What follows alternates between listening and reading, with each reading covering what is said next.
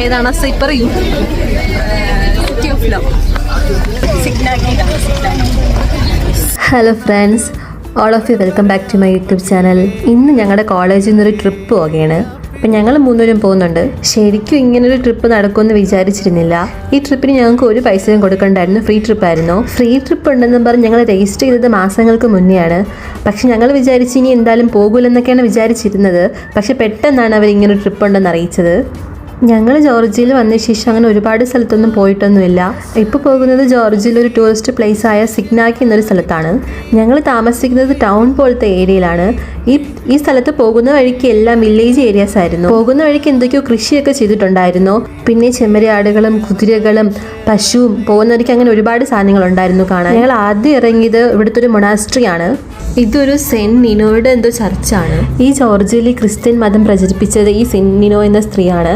ഇവരെ അടക്കം ചെയ്തിരിക്കുന്നത് ഇവിടെയാണ്. ഇവിടെ തന്നെ ഒരു ചർച്ചും ഉണ്ട്. ഈ ചർച്ചൊക്കെ കാണാൻ പുറത്തുനിന്ന് കാണാനൊക്കെ നല്ല ഭംഗിയായിരുന്നു. അകത്തോട്ട് ഒരു ക്യാമറയൊന്നും അലോ ചെയ്യൂല. ഇത് ഇവിടുത്തെ എന്തോ പ്രധാന ടൂറിസ്റ്റ് പ്ലേസ് എന്തോ ആണ്. ഒരുപാട് സ്ഥലത്ത് നിന്നൊക്കെ ആൾക്കാർ ഇവിടെ കാണാൻ വരുന്നുണ്ടായിരുന്നു. ഇതിന്റെ പുറത്തും ഫോട്ടോ എടുക്കാനായിട്ട് നല്ല വ്യൂ ഒക്കെ ഉണ്ടായിരുന്നു. ഞങ്ങൾ അവിടെ നിന്നും കുറെ ഫോട്ടോസ് ഒക്കെ എടുത്തു.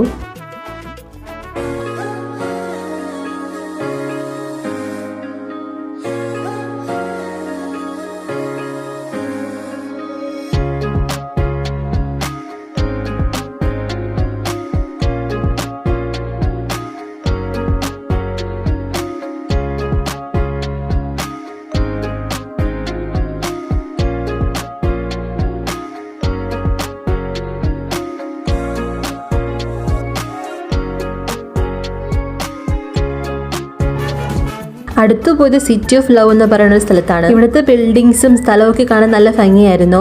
ഇവിടെ നടക്കാനായിട്ട് കുറേ ദൂരം ഉണ്ടായിരുന്നു. നടന്ന് ഒരു കുന്ന് കയറിയിട്ടാണ് ഇതിന്റെ മെയിൻ വ്യൂ പോയിന്റ് എത്തുന്നത്.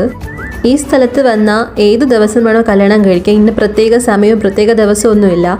അതുകൊണ്ടാണ് ഇതിന് സിറ്റി ഓഫ് ലവ് എന്ന് പറയുന്നത് തന്നെ. അത് കഴിഞ്ഞ് അവിടെ നിന്ന് പോയത് ഒരു കാസ്റ്റിലോട്ടാണ്. കാസ്റ്റിൽ കൊണ്ടുപോകുന്നാണ് അവർ ശരിക്കും പറഞ്ഞത്. ഇത് കാസ്റ്റിലാണോ എന്ന് പറഞ്ഞുകൂടാ.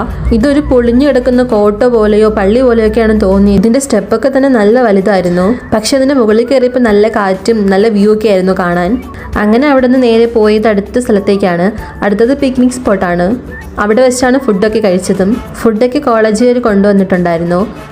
കഴിക്കാനായിട്ട് ഇവിടുത്തെ കച്ചാപ്പൂരി ലോബിയാനി ബ്രെഡൊക്കെ ആയിരുന്നു. അവിടെ ഇങ്ങനെ ഒരുപാട് ഫാമിലീസും ഫ്രണ്ട്സൊക്കെ ആയിട്ട് വന്നിരുന്ന് ഫുഡ് കഴിക്കുന്നുണ്ടായിരുന്നു.